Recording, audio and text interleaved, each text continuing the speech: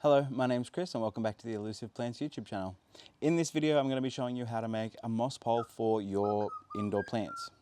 Ignore the background noises, there's a lot of birds around. I live in a very bushy area, so there's a lot of fauna around. So why should you have a moss pole for your indoor plants?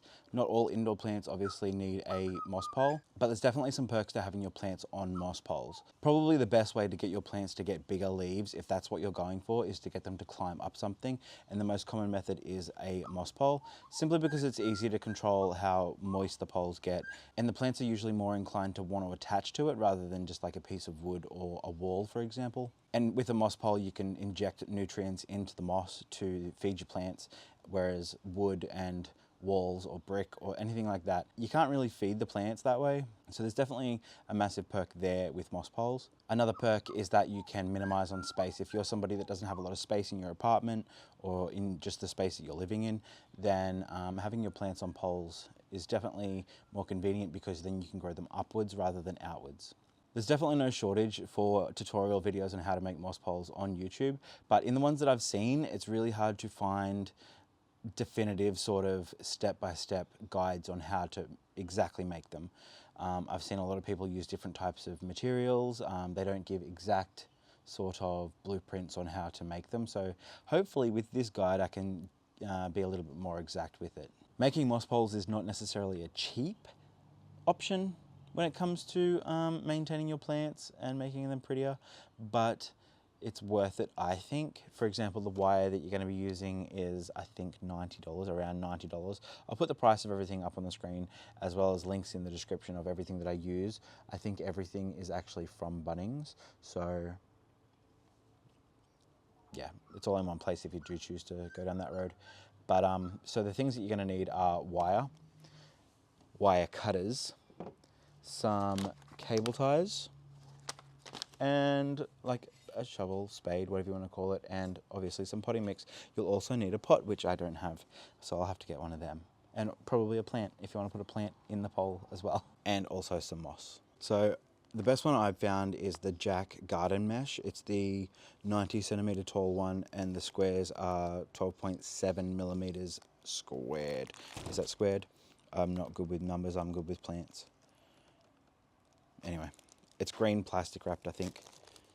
Plastic bonded steel core. There you go. So yeah, unwrap it. I'll probably cut all of this part out for you so you don't have to watch all the boring stuff. Once it's unwrapped, I'll come back. I have noticed with other YouTubers that they sort of gatekeep some of the information on how to make moss poles, and I don't know why. Do they just not want people to succeed with making them or something? I don't know. So I'm going to tell you exactly how to do it. This wire that's surrounding it, I don't know if you can see with my black shirt, there's wire wrapped around the thing to hold it all together. Keep that, put it aside, and I'll show you why later. There's a lot of it, so I'm going to come back once it's unwrapped. It is a bit of a pain to get it all out, but if you pull from the bottom, it all comes out. There we go. And then you want to sit the wire this way. So then the part at the start is towards you. This is not a very good example. It's all been crushed. I should have checked before I bought this one. It's all good, I'll fix it. Don't worry. Everything's fixable, usually. Or I'll just cut this part off. I'm going to do that and then I'll come back. Okay, we're back. One thing that I've noticed that a lot of YouTubers don't tell you is how many squares to cut to get the size of the pole that you're looking for. I've done a lot of experimentation with sizes, and the best one that I've come across or discovered, or whatever you want to call it, is 15 squares. So you'll count 15 squares and then cut the wire just above the 15th square, if that makes sense. It's really hard for me to do close-ups because I don't have any space, as you can see. If I hold my hand up, you'll be able to see it, I hope. So you want to count 15 squares, like I said, and then cut above it. I'll do that now and show you. 1, 2, 3, 4, 5, 6, 7, 8, 9, 10, 11, 12, 13, 14, 15. So the 15th square is here, and you want to cut just above it.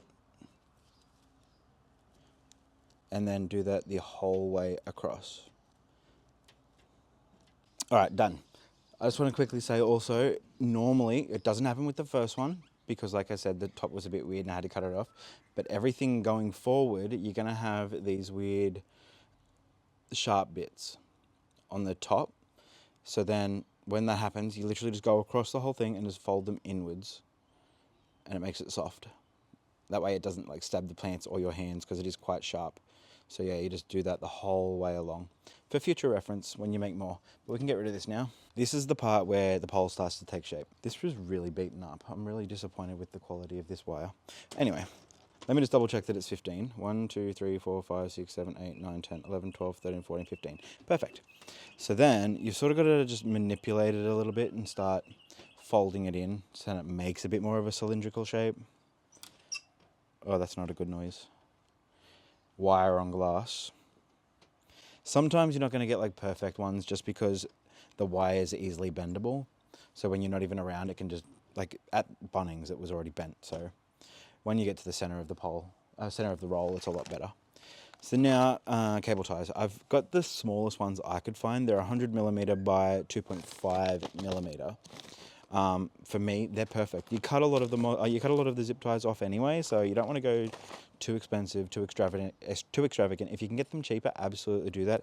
I think it's about $9 for a pack of 500, so it's really not that bad. And you make like so many poles out of this. Another thing that YouTubers don't tell you is how many cable ties to use and where to put them. So I'll tell you. I don't know exactly how many. We'll find that out once I've done it. I've never actually counted. But I always start with one on each end. So you just thread it through both the holes. And then, sorry, you can't see. I'm not very good at what I do. I need another camera. So yeah, you just fold it through like that. Hopefully you can see. Hopefully my audio tutorial is going to be enough. Because it's certainly not visual. Then yeah, once they're on the ends, sorry plant, you can start doing with the other ones. This part is what people don't tell you again. I count every 8, and towards the end you'll get a 7. So you go 1, 2, 3, 4, 5, 6, 7, 8, cable tie. Get another one. 1, 2, 3, 4, 5, 6, 7, 8, cable tie. So on and so forth until you get towards the end, and then it's 7. So I'll go ahead and do that and come back. So I just put the 8th one in going from the left, but if you count, it goes to 7 to the end, if that makes sense. So it's 1, 2, like between these two, so it's 1, 2, 3, 4, 5, 6, 7, 8. But then between that one and the last one, it's 7. So 1, 2, 3, 4, 5, 6, 7. I'm hoping that I'm making myself clear enough that people don't think that they're made a mistake, because you haven't. That's just how this works out. So in the end, you're going to need 1, 2, 3, 4, 5, 6, 7, 8, 9, 10 cable ties. Now, what you've got to do is sort of, if you look down the barrel, you can see that it's wonky. So you've got to sort of just manipulate it again with your fingers to make it a little bit more cylindrical. Just then it's more stable. Like, it doesn't overly matter down the middle. It's more like the ends that you've got to make cylindrical. Otherwise, the pole will just fall over in the pot. Not guaranteed, but, you know, it certainly helps. A good pole will stand upright by itself. Like that. So, you know you're doing a good thing if it stands up. Now you just go through with your wire cutters and cut the excess off the cable ties. Discard of the extra, and then this is just an optional thing that you can do. I do it because I feel like the cable ties are a little bit sharp, so I just spin them around so they're inwards, and then I think it protects the leaves a bit better. In my mind, that's what it does. So you just do that with all of them. This, like the first one that you make with the new roll of wire, is not going to be good because the outside just gets damaged from being at the store. And it's just not very cute. But hey, it is what it is. It's what's inside the pole that counts more. So yeah, it should, I want to use, because like, if you can see, like that's really like damaged. So I want that to be on top. I don't want to have the weight of the plant and all that on the bottom of that. So I flipped it around so it's more stable. Perfect, happy days, we love that. If you're putting a plant on a pole for the first time, typically you just want to go for a 14 centimeter pot. If it's an extension if you're doing 2 poles stacked on top of each other. I'll do a video for that at some point. You probably want to go for a 20 centimeter pot. But it comes down to gauging it. Like if you think that there's too much roots for a 14 centimeter pot, then definitely go with the 20 centimeter pot. In this case, I'm going to be using the Philodendron Billycosum, which is a hybrid of the Verrucosum and Billietii, or whatever you want to call it. Nobody really knows. Beautiful little plant. Absolutely love this plant. And the best way to tell when a plant is ready to go on a pole is it will start to push out little aerial roots like that. Hopefully you can see. I'll get really close. You should be able to tell. Hopefully, if I'm doing my job right. This is where things are going to get a little bit messy. So you want to take the plant out of the pot. I shouldn't be doing this at this time of year either. It's winter for us in Australia at the minute, but oh well. Shake off a little bit of the dirt so it fits in the pot a bit better. And then I'm going to move this over a bit, I think. No, I won't. Okay, I'm getting ahead of myself. God, I should have prepared better. First thing you want to do is put the pole in the pot. Placement doesn't really matter, in my opinion, for a 14 centimeter pot. I usually go towards the edge of the pot a bit more. But when it's like a 2-tier extended pole, you really want it to be in the center to separate the weight distribution better. But in this case, we don't have much room because the plant is quite big. So we're going to go right up against the edge. This is going to be quite messy. So do this outside or something. And I'm sure there's other ways to do this. I just haven't figured out how to do it. But what you want to do is you want to feed some soil down the top of the pole.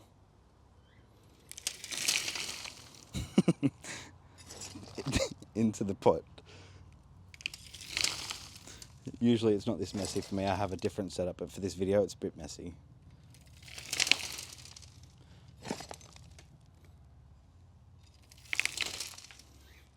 So you want to get that so then the soil's about level with the lip of the pot. I am not set up for this properly. Then you want to get your plant and you want to try and get it so then the aerial roots will be touching the pole. So in this case, you can't really tell. I feel like I've said that a lot in this video. Get rid of the sheath. The aerial roots are pointing more that way, towards the pole where I'm holding the plant right now. So I want to put the plant in this way. Sort of just jam it in there, whatever. Plants grow back. Plants are fine. They're resilient. And then you want to sort of lean it against there. That's where you want to put more soil in to hold the plant in place. I don't think there's really any tidy way of doing this.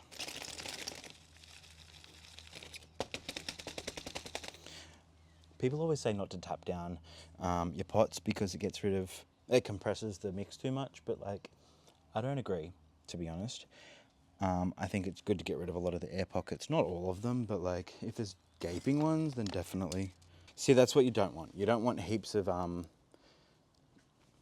air pockets right there, if you can see. So to get rid of that, I always just pinch the pot and the soil falls down into the holes. Or if you have like a tag, you can use that to push it all down too. Anyway, all right, let me clean this up. Alrighty, now that that's all cleaned up, 2 more steps. You want to put the moss in the poles. I personally don't fill it up all the way. I feel like moss is a bit expensive, and in my case, it's not needed to have a full pole unless the plant's growing up the pole. I sort of fill it up halfway, and then when the plant reaches that part, I fill it up the rest of the way. But I also understand with watering moss poles, a lot of people have bottles of water that they just tip upside down and you need it to be filled up all the way. If that's the case for you, then for sure, fill it up all the way. But I just take the plants outside, hose them with a hose, put them in the shower even. A lot of people do that. I'm lucky where I have a big greenhouse that I can just hose them all down or whatever. But yeah, I always use a bamboo stake to help feed the moss down because you don't want it too aerated either, simply because then it dries out a lot quicker.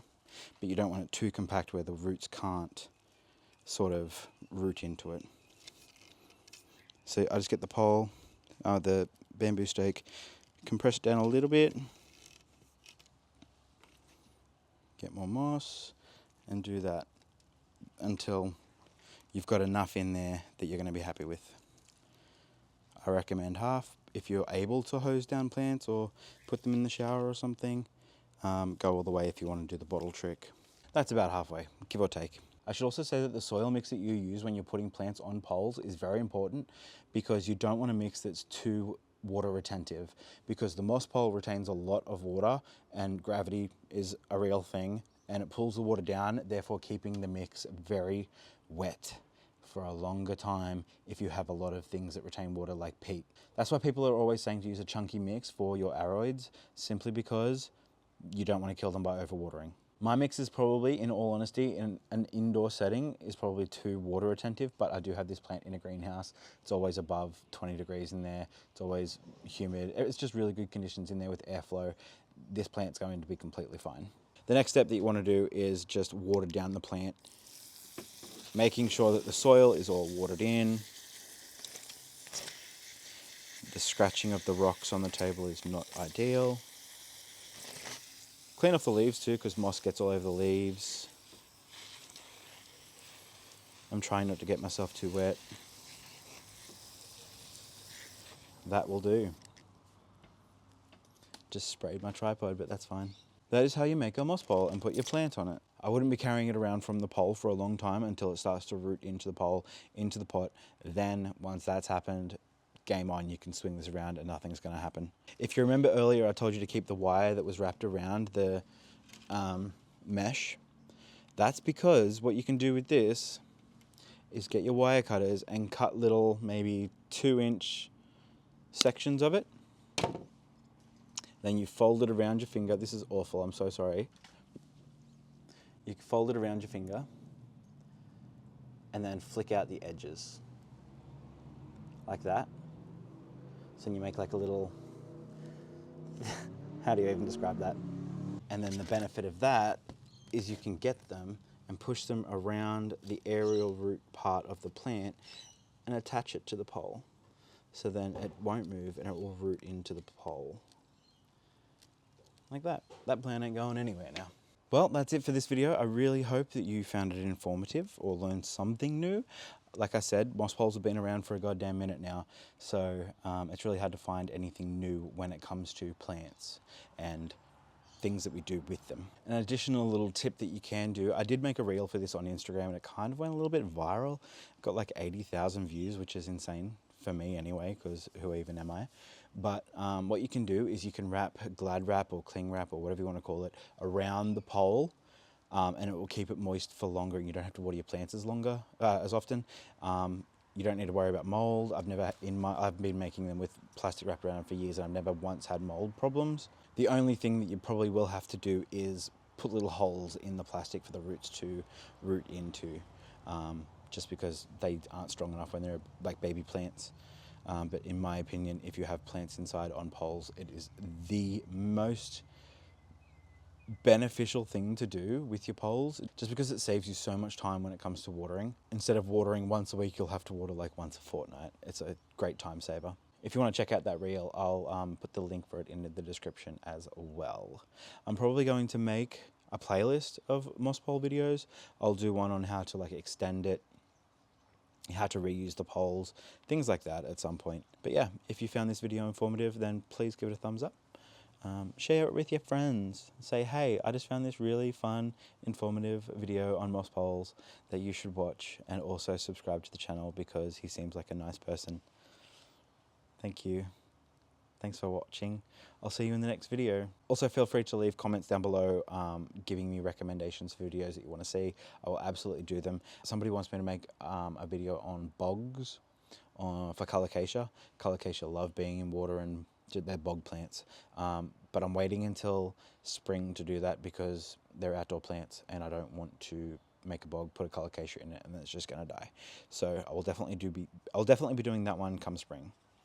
But yeah, thanks for watching. I'll see you in the next video.